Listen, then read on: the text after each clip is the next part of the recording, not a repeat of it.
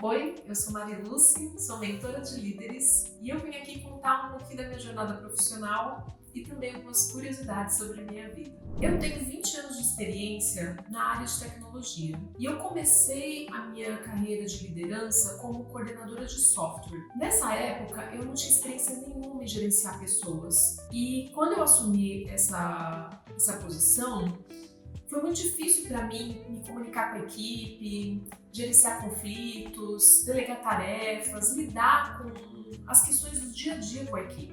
Mas eu tive um chefe muito legal que me orientou bastante e eu também fiz vários cursos para poder melhorar as minhas habilidades nessa área e aprender sobre gerenciar pessoas. Porque na carreira de tecnologia, normalmente a gente não tem muito esse background de como gerenciar pessoas. E isso foi muito rico para eu poder alcançar o próximo nível da minha carreira. Então, logo depois desse cargo, eu me candidatei para uma posição que tinha um projeto de Change Management internacional. Eu ia ser uma expatriada por 3 anos na Alemanha. Sim, eu passei nesse processo seletivo. Nossa, como eu fiquei feliz! Foi uma conquista maravilhosa para mim.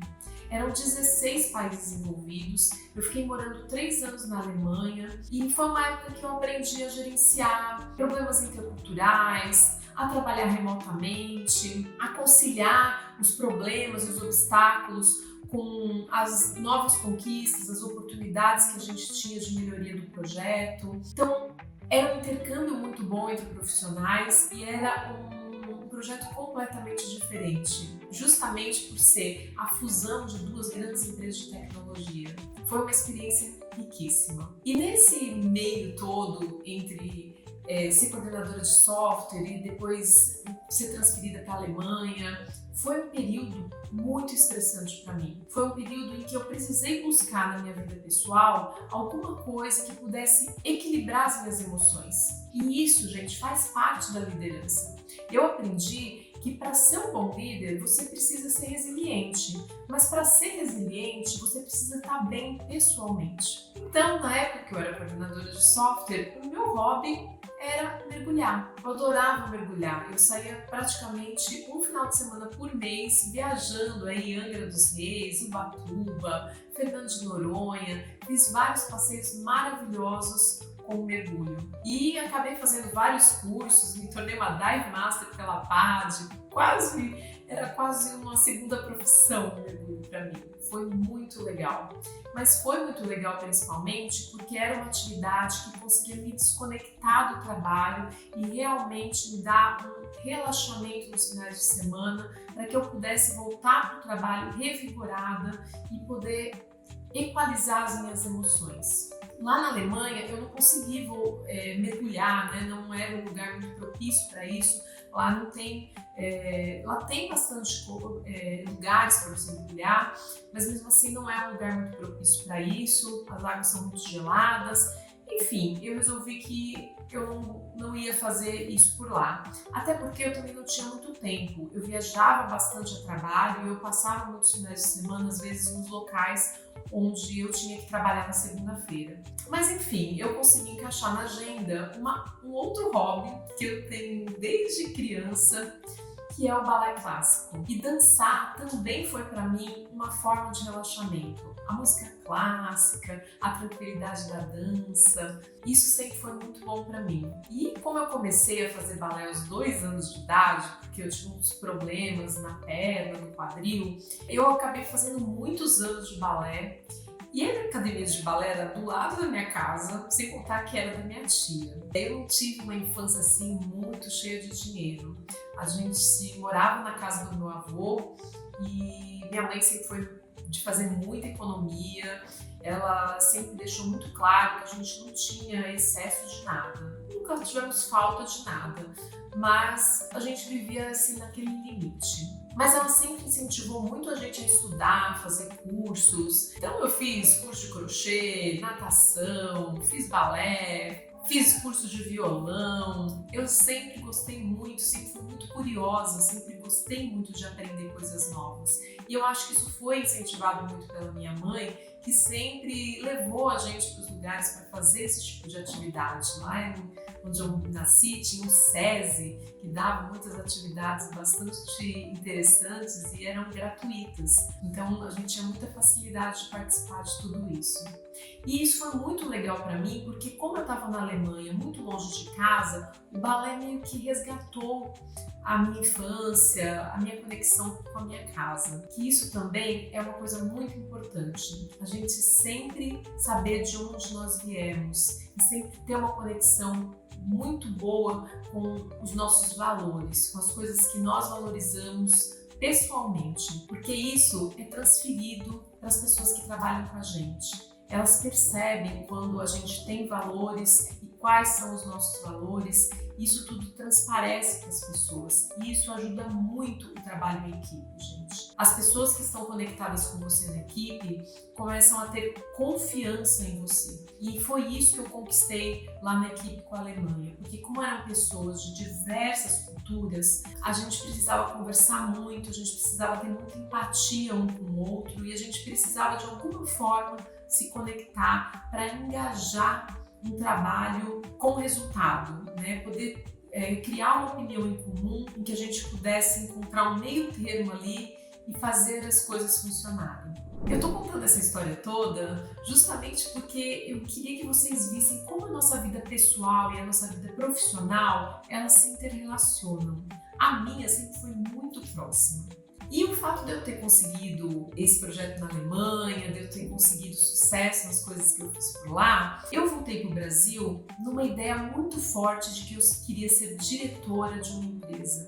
E eu não estava muito na ideia de ser diretora de uma empresa multinacional, para justamente aproveitar, né, os meus idiomas, porque eu falo 4 idiomas, aproveitar as minhas experiências internacionais. Tudo isso ia ser muito bom, todas as minhas habilidades iam ser muito boas para eu me tornar uma diretora. E eu coloquei esse objetivo para mim.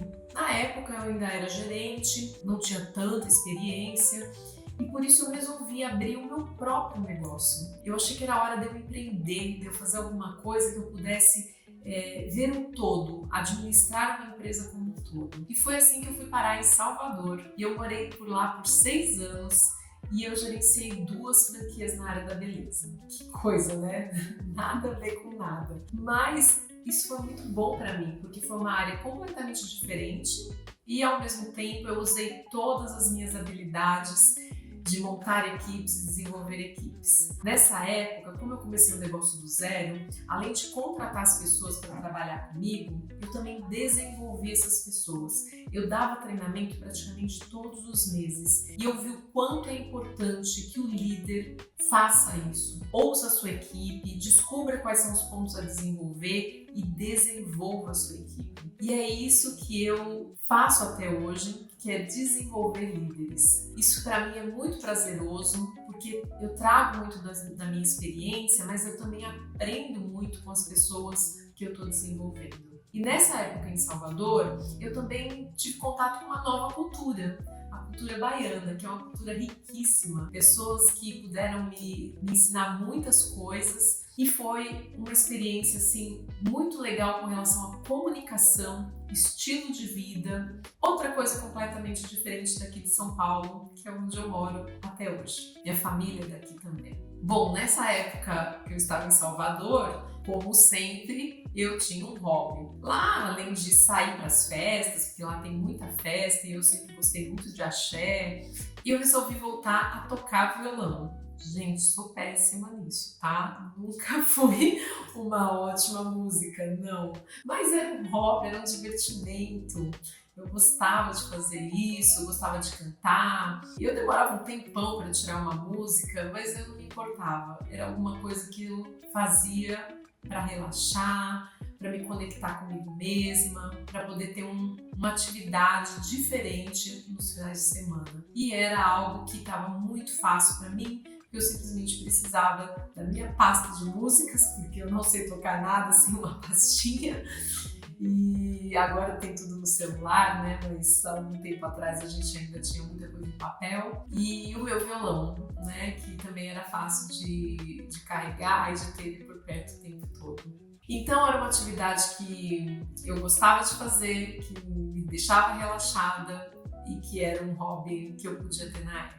Bom, voltando para São Paulo, eu decidi que eu tinha que correr atrás, né, do meu objetivo de ser a diretora de uma multinacional, que era o que eu tinha planejado para minha carreira, e eu achava que já estava em tempo disso, mas infelizmente a gente teve aí a pandemia no meio do caminho. Eu fiquei muito feliz porque logo depois da pandemia eu fui convidada por uma empresa indiana para trabalhar como diretora fundadora da filial dessa empresa no Brasil. E finalmente eu consegui chegar no topo da carreira que eu planejei para mim. Então vejam, às vezes a gente tem que correr atrás das habilidades, buscar formas de aprendizado, mudar um pouquinho de rota para depois chegar onde a gente quer. Esse trabalho que eu fiz como diretora foi também do zero. Eu também montei a equipe, também desenvolvi essa equipe, aprendi uma nova habilidade, porque era uma empresa de recrutamento